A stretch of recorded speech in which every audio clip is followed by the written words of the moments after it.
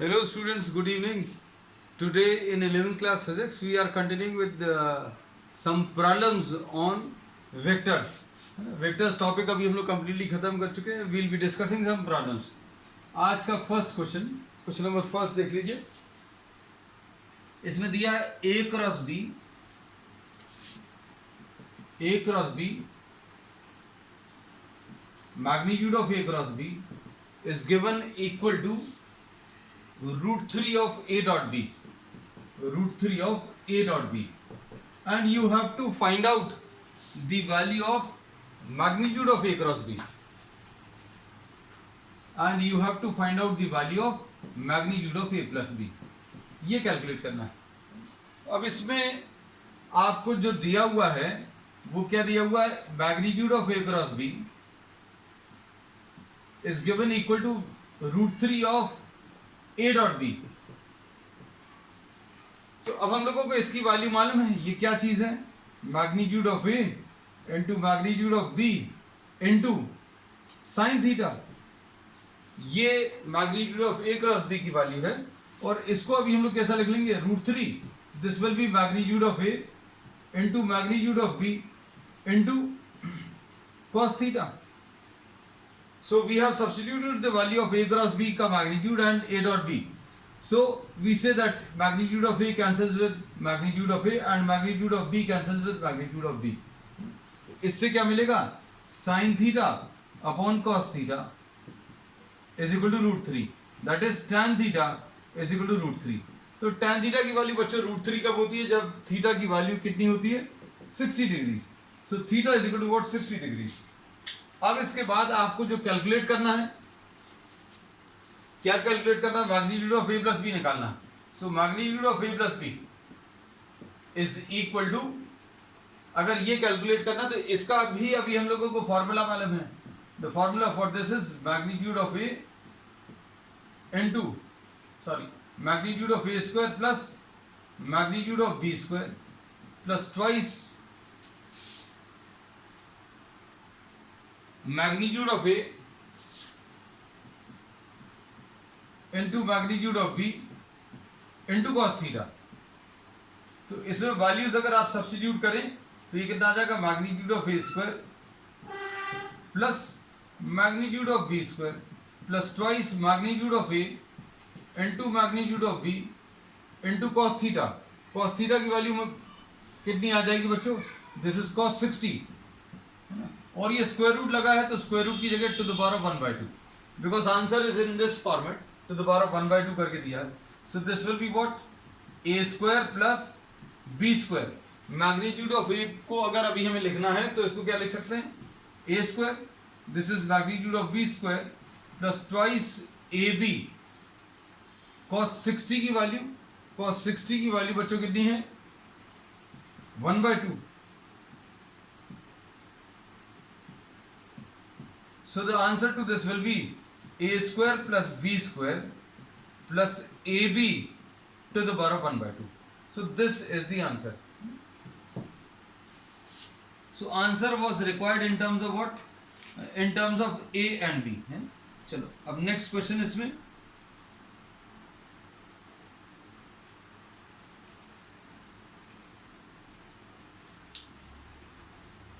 Question number 2 आज का.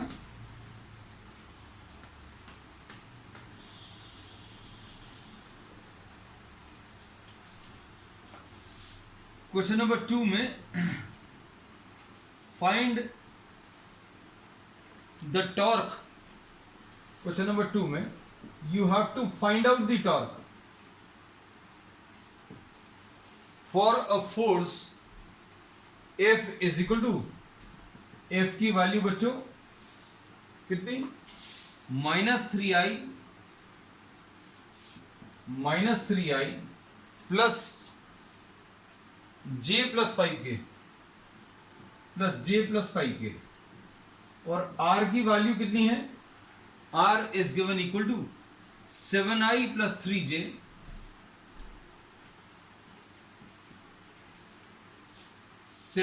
Plus 3j plus k. 7i plus 3j plus q. As we have discussed in the earlier classes, we know that torque is a vector quantity and it is represented by tau, ऐसा कुछ represent करते हैं। और इसको बच्चों अभी हम लोग क्या लिखते हैं, दिस इज आर क्रॉस है। ये जब अभी हमने ये फॉर्मूला भी बताया था तब भी ये डिस्कस किया था कि इस कॉन्सेप्चुअली इसका मतलब क्या है, that will be discussing in detail in rotational motion. लेकिन क्रॉस प्रोडक्ट में, since we are studying cross product, तो क्रॉस प्रोडक्ट में इसका यूज होता है। तो आर की वैल्यू बच्चों क्या है इसमें, R is what, I J and K. R की वैल्यू 7, 3 एंड 1 है, आई के साथ 7 है, जे के साथ 3 है, के के साथ 1 है, और एफ में -3, 1 एंड 5। तो डिटेल में अभी हम लोग टॉर्क के बारे में will be studying about this topic in rotational motion. लेकिन इस स्टेज पर अभी हम लोग सिर्फ इतना ही कह सकते हैं that torque is what, it measures the rotating effect of the force. कोई फोर्स का रोटेटिंग इफेक्ट क्या होगा, that will be measured in terms of torque, and this is calculated by taking the cross product of R and F. तो अब ये अगर आपको इसका क्रॉस प्रोडक्ट लेना है तो ये क्रॉस प्रोडक्ट बच्चों कैसे मिलेगा, ये भी अभी हमने तरीका आपको बताया है। I into an arrangement of numbers which is obtained by removing the row and the column in which I is present. I जिस रो में उसको हटा दीजिए, जिस कॉलम में उसको हटा दीजिए, क्या बचेगा, 3, 1, 1 एंड 5, ऐसा कुछ। फिर उसके बाद J लेते हैं, लेकिन J माइनस साइन के साथ लेते हैं। अब इसमें J जिस रो में उसको हटा दीजिए, जिस कॉलम में उसको हटा दीजिए, remove the row in which J is present, remove the column in which J is present. क्या बचेगा, 7, 1, -3 और 5 plus k into remove the row and the column in which k is present. तो क्या आ जाएगा, 7, 3 एंड -3 एंड 1। तो क्या आ जाएगा इसमें, torque will be equal to I into, अब ये कैसे मिलेगा, इसको सॉल्व करने का तरीका, इनको मल्टीप्लाई कर लो, 5 into 3 -1 into 1 minus J into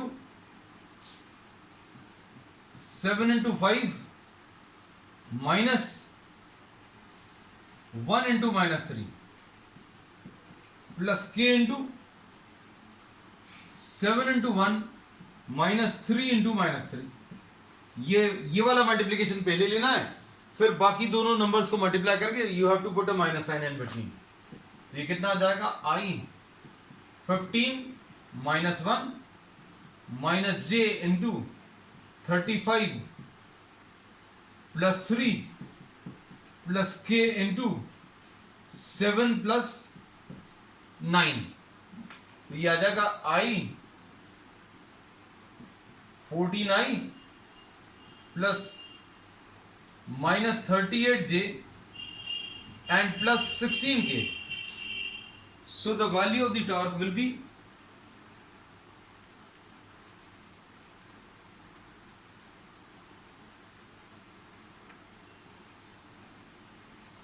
14I minus 38J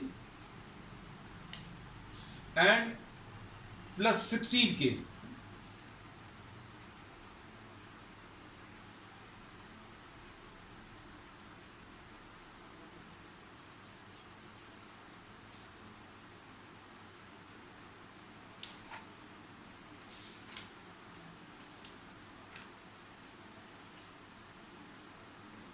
अब इसमें नेक्स्ट प्रॉब्लम बच्चों,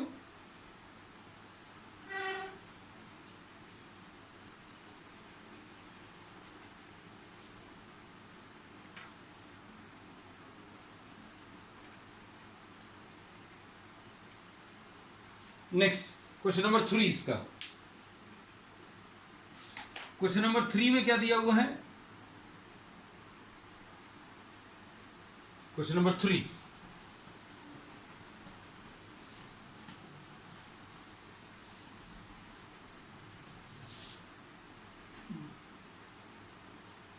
the sum of the magnitudes of two forces acting at a point is 18.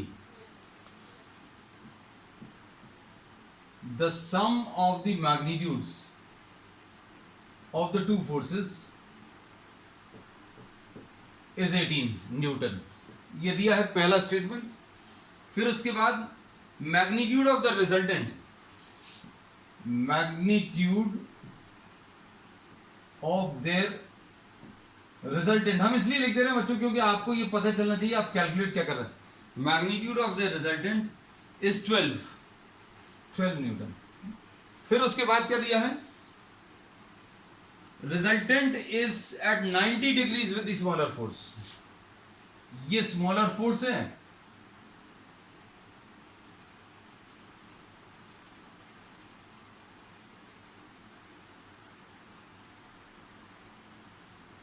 ये देखो ऐसा कुछ डायग्राम, ये सपोज ए है, ये बी है, और इसका जो पैरेललोग्राम बनेगा वो ऐसा कुछ बनेगा। Diagonal of the parallelogram gives you the resultant and the resultant is perpendicular to the smaller force, ऐसा दिया।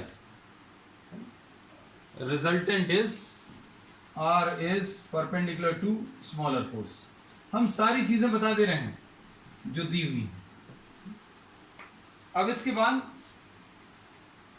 और क्या बोला है, what are the magnitude of the forces. अब इसमें देखो बच्चों, इसमें इन दोनों में डिफरेंस क्या है, sum of the magnitude of the two forces, मतलब ये magnitude of A plus magnitude of B, इसकी वैल्यू 18 दी है। Magnitude of A plus magnitude of B is equal to 18। इसको सिंपल लैंग्वेज में अगर लिखें तो A plus B is equal to 18। और चूंकि ये फोर्सेस हैं, it would be better if you write these as F1 and F2। चलो अच्छा, इसको ए और बी ही रहने दें। तो इसमें suppose these two forces are A and B, तो magnitude of A plus magnitude of B 18 दिया है, मतलब ए प्लस बी 18 दिया है। अब मैग्नीट्यूड ऑफ द रिजल्टेंट, तो सबसे पहले तो रिजल्टेंट देखो, तो रिजल्टेंट बच्चों क्या आ जाएगा, ए प्लस बी। और आपको इसका मतलब, इस स्टेटमेंट का मतलब ये है कि आर का जो मैग्नीट्यूड है वो 12 दिया है, 12 न्यूटन। आर का मैग्नीट्यूड बच्चों 12 न्यूटन, इसका मतलब क्या है, आर क्या हो गया, ए प्लस बी, तो ए प्लस बी का मैग्नीट्यूड 12 न्यूटन दिया है। अब इसमें देखो क्या करेंगे, देखना ध्यान से, जो डेटा दिया वो सारी चीजें अभी हम लिखते जा रहे हैं। एक तो चीज ये लिख लिया, the sum of the magnitude of two forces, इसके बारे में, और इसके बारे में अभी हम लोगों ने ये लिख लिया। अब R is perpendicular to the smaller force, वो ये अभी हम लोग डायग्राम में बता दिया। तो ये अभी हम लोगों को अगर फॉर्मूला याद हो, हमने इसका फॉर्मूला भी याद कराया था कि सपोज फॉर एग्जांपल अगर दो फोर्सेस दिए हैं, ये A है, ये दो वेक्टर्स हैं A एंड B, और इनका ये रिजल्टेंट R है, तो रिजल्टेंट का किसी भी वेक्टर के साथ एंगल अल्फा, दिए हुए दोनों वेक्टर्स के बीच में एंगल, ये A और B वेक्टर के बीच में जो एंगल है वो थीटा। इन दोनों में डिफरेंस समझना क्या चीज है, दोनों वेक्टर्स के बीच में एंगल थीटा है, and the angle which the resultant is making with one of these vectors is alpha. तो ये फॉर्मूला अभी हमने आपको बताया था, कैसा, कि tan अल्फा, अगर आपको रिजल्टेंट का ए के साथ एंगल चाहिए तो ए नीचे लिख लो, ए का मैग्नीट्यूड नीचे लिख लो,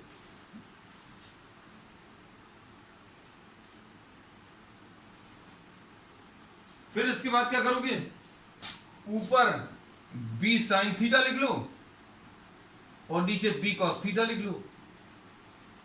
ए के साथ एंगल चाहिए तो ए को लिख लो पहले, फिर बचा हुआ दूसरा वेक्टर b लिख लो, और फिर यहां पर साइन थीटा लगा लो, क्योंकि tan थीटा बनाना है, tan अल्फा बनाना है। सिर्फ याद रखने का एक तरीका भर है, और बीच में plus sign. So this is how we remember the result. अब देखो, angle of R, angle of the resultant with A, the smaller vector, is 90 degrees. और ये कैसे निकालेंगे, किसके साथ एंगल दिया, ए के साथ, तो ए को नीचे लिख लो, ए को नीचे लिख लिया, और फिर उसके बाद क्या करेंगे, ऊपर b साइन थीटा और नीचे b कॉस थीटा। तो ये जो स्टेटमेंट था, r is perpendicular to smaller force, इसको मैथमेटिकली अभी हमने कन्वर्ट करके लिख दिया। रिजल्टेंट का ए के साथ एंगल, ए के साथ एंगल चाहिए तो ए नीचे लिखेंगे, बी cos थीटा और बी sin थीटा, और ये 90 डिग्रीज दिया है। अब इसमें देखो क्या बोलेंगे, अगर ये tan 90 है मतलब ये इनफाइनाइट होगा, अगर ये इन्फिनिटी है मतलब a plus B cos theta, कोई भी फ्रैक्शन की वैल्यू इन्फिनिटी कब आती है, जब उसका डिनोमिनेटर 0। इस फ्रैक्शन को सॉल्व करने पर आंसर इन्फिनिटी आ रहा है, क्यों, क्योंकि ये tan 90 के बराबर है। मतलब क्या है इसका डिनोमिनेटर बच्चों 0 आ जाएगा। डिनोमिनेटर 0 है। अब इसको सॉल्व करते हैं, चलो देखो।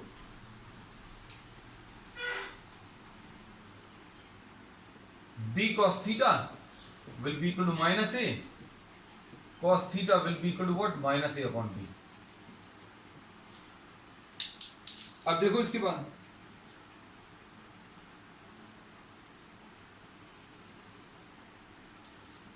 देखना, अब इसमें इक्वेशंस आपके पास कौन कौन सी हैं। एक तो ये वाला स्टेटमेंट था कि sum of the magnitude of the two forces is 18, ये लिख लिया। फिर मैग्नीट्यूड ऑफ द रिजल्टेंट 12, ये भी लिख दिया। अब इसका फार्मूला लगा दो। इसका फार्मूला क्या है बच्चों, under root of a square plus B square plus 2ab cos theta is equal to 12।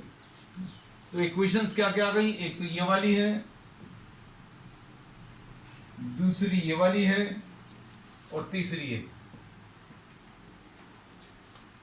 अब क्या करें, सेकंड एंड थर्ड को कंबाइन करो।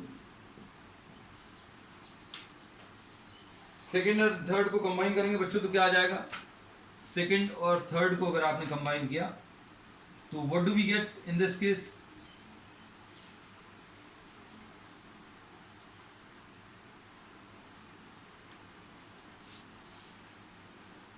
Under root of a square plus B square plus 2ab cos theta की value कितनी है बच्चों, यहां पर इसमें रख रहे हैं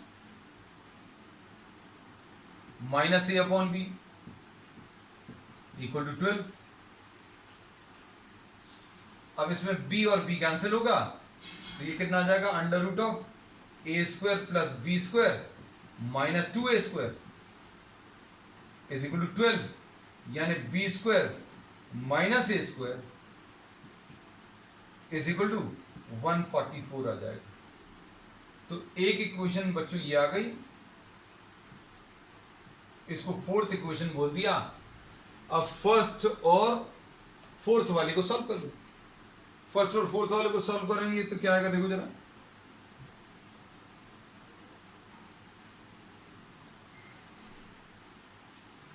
b की वैल्यू बच्चों कितनी आ जाएगी, 18 माइनस ए।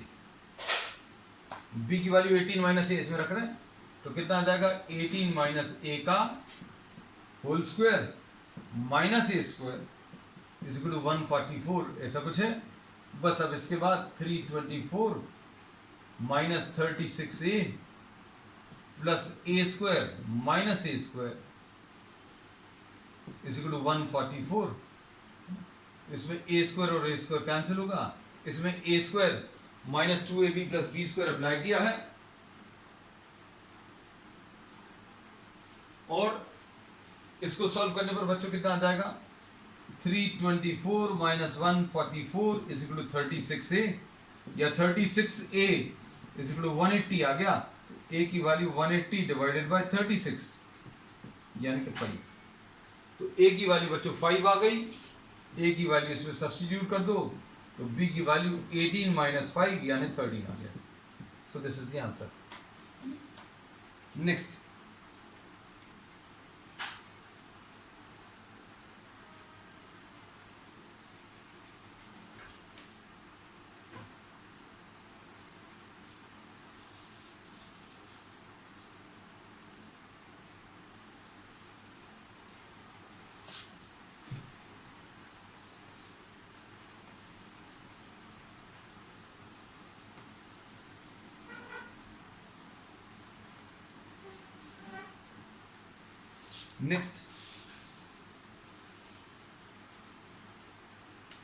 नेक्स्ट अभी हम लोग ले रहे क्वेश्चन नंबर 4 आज का।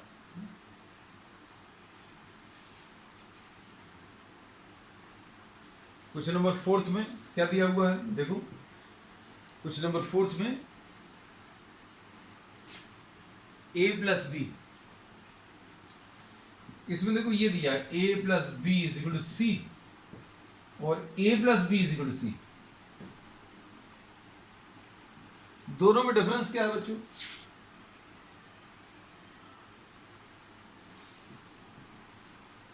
फाइंड द एंगल बिटवीन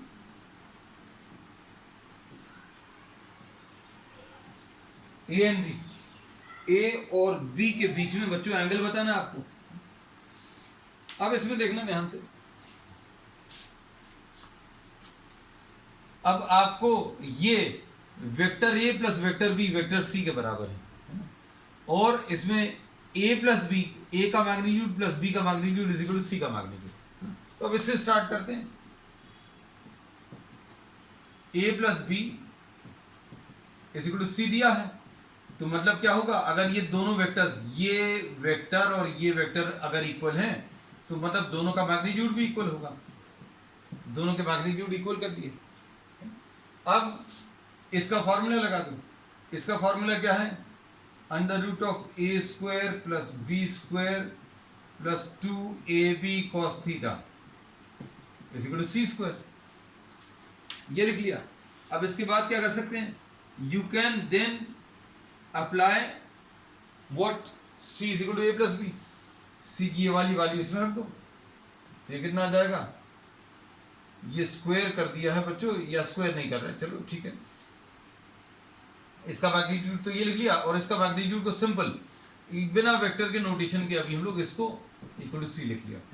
अब स्क्वायर कर दो, तो A square plus B square plus 2ab cos theta will be equal to C.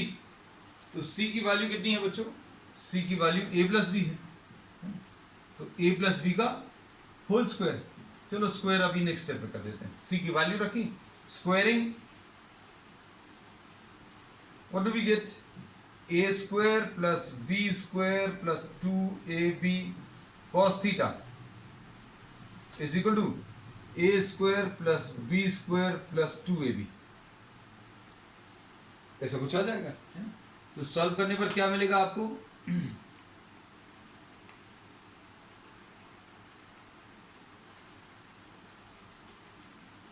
Solve करने पर इसमें ए स्क्वायर और ए स्क्वायर कैंसिल हो गया, बी स्क्वायर और बी स्क्वायर कैंसिल हुआ, तो क्या आ जाएगा? 2ab into cos theta minus 1 is equal to 0 आ गया।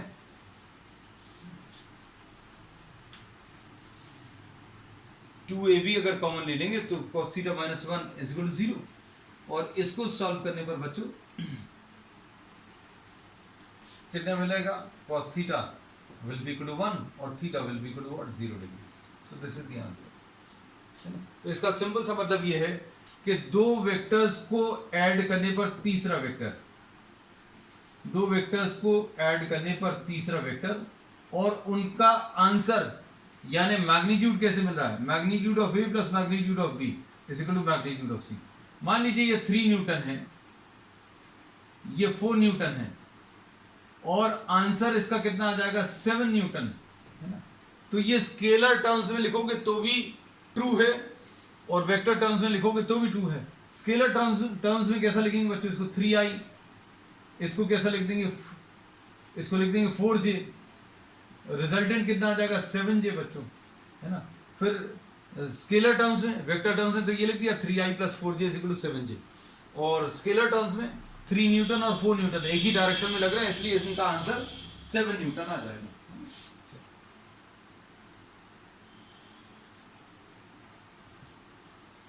Next question.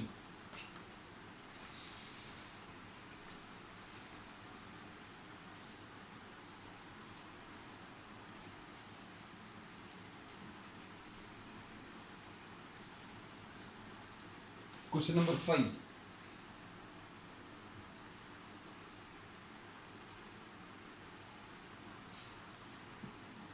This is very very important question, बहुत इंपॉर्टेंट है। A particle moves towards east. एक पार्टिकल जो है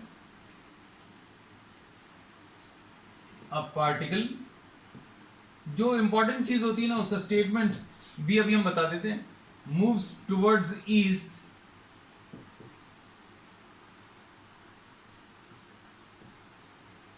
with a velocity of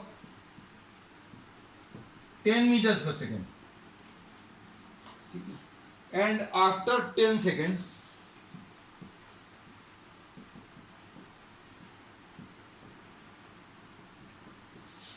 it moves with a velocity of 10 meters per second towards north,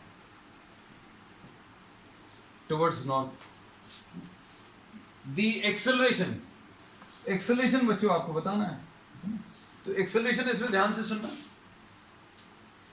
acceleration जो है this is change in velocity divided by time, change in velocity upon time बताना है। अब इसको देखकर तो ये लग रहा है कि ये 10 मीटर्स पर सेकंड से जा रहा था और 10 सेकंड के बाद इसकी वेलोसिटी कितनी है, अभी भी 10 मीटर्स पर सेकंड। तो इसमें हमें ऐसा लगता है कि 10 meters per second initial velocity है, final velocity is also 10 meters per second, so change in velocity will be 0 and time 10 दिया है। Time is given how much, time is given 10 seconds, ये दिया हुआ। तो 0 डिवाइडेड बाय 10 आंसर 0 आएगा। And the first option in this problem is given 0, है ना। तो अभी हम लोग बच्चे जो गलत चीज सोचते हैं या गलत कॉन्सेप्ट अप्लाई करते हैं उनको सेटिस्फाई करने वाले भी आंसर्स दिए रहते हैं और वो पहले ही दिए रहते हैं, है ना। तो फर्स्ट ऑप्शन इसका 0, but this is not the correct answer. अब देखना बच्चों, इसमें इनिशियल वेलोसिटी ये कैसी है, 10 मीटर्स पर सेकेंड ईस्ट की तरफ है। अब v फाइनल वेलोसिटी ये 10 मीटर्स पर सेकेंड है और ये कहां की तरफ है, नॉर्थ की तरफ है। तो इसको अब हम लोग क्या कर सकते हैं, यू कैन अज्यूम, अच्छे सुनना, you can assume the east direction as the X direction just for calculation से, and the north direction as Y direction. अगर आप ऐसा कर लेंगे तो वेक्टर टर्म्स में कैलकुलेशंस बहुत आसान हो जाएंगे। u बच्चों कितना आ गया, u इसमें 10i आ गया। 10i क्यों, क्योंकि ईस्ट की तरफ है और ईस्ट वाले डायरेक्शन को अभी हम लोगों ने कौन सा, x डायरेक्शन बोला है। This east direction is said to be x direction और x डायरेक्शन में यूनिट वेक्टर i अभी हम लोग मालूम है। अब उसके बाद v देखो, फाइनल वेलोसिटी नॉर्थ की तरफ हो गई, तो v को अभी हम लोग क्या ले सकते हैं, this can be assume to be what, 10j, क्योंकि नॉर्थ वाला डायरेक्शन को अभी हम लोगों ने y डायरेक्शन बता दिया। तो एक्सेलरेशन क्या आ जाएगा बच्चों, acceleration is delta v by delta t, delta v upon delta t। Delta v यानी change in velocity, change in velocity का मतलब क्या है, final velocity minus initial velocity divided by time. अब फाइनल वेलोसिटी बच्चों कितनी है, फाइनल वेलोसिटी 10j है, माइनस इनिशियल वेलोसिटी कितनी है, इनिशियल वेलोसिटी 10i है, डिवाइडेड बाय टाइम, तो टाइम बच्चों 10 है। तो ये कितना आ गया एक्सेलरेशन, तो एक्सेलरेशन इसमें आ गया कितना, j माइनस आई। तो इसको अभी हम लोग कह सकते हैं that acceleration is 1j minus 1i, ऐसा कह सकते हैं, या फिर इसको -1i plus 1j, this is what the acceleration. लेकिन पूरा डेटा जो अभी हम लोगों को दिया था that was not given in terms of i and j, therefore the final answer is not to be specified in terms of i and j। तो a जो है कितना आ जाएगा, मैग्नीट्यूड अगर आपको बताना तो मैग्नीट्यूड निकालने का तरीका अभी हमें मालूम है, कैसे निकालते हैं, i के साथ जो नंबर है उसको स्क्वायर करो, j के साथ जो नंबर है उसको स्क्वायर करो, ऐड कर दो, so this will be what, square root of 1 + 1 which will be what, square root of 2। अब इसका answer yes,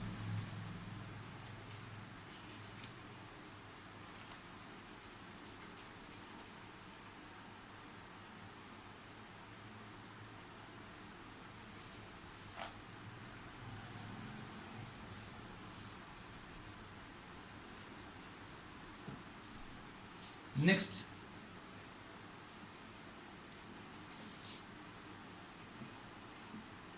if a plus b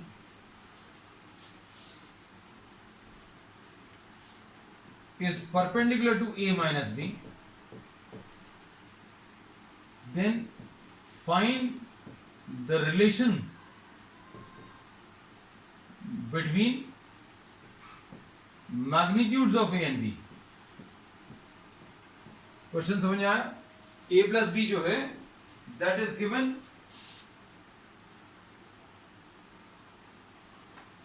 perpendicular to a plus b is given perpendicular to a minus b, and you have to find out the magnitudes, the relation between magnitudes of a and b.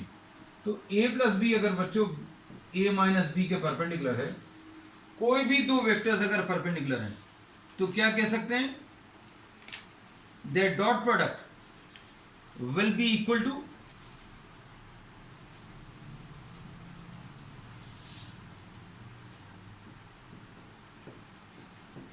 Zero. कोई भी दो vectors अगर perpendicular हैं तो ये perpendicular के लिए तो याद रखना, अभी हमने बताया था परपेंडिकुलर वेक्टर्स के लिए डॉट प्रोडक्ट जीरो है और पैरेलल वेक्टर्स के लिए क्रॉस प्रोडक्ट जीरो है ना. तो ये कितना आ जाएगा? This will be a dot a minus a dot b plus b dot a minus b dot b is equal to zero. अब a डॉट बी और b डॉट ए ये तो सेम होते हैं तो कैंसिल हो गए. तो ये क्या आ जाएगा? Magnitude of A square minus magnitude of B square is equal to zero. और magnitude of A square will be equal to what? Magnitude of b square. That means magnitude of a is equal to what? Magnitude of b. ठीक है, तो बच्चों आज के लिए इतना ही. We will be continuing with many more such problems on the next one. That's all for today.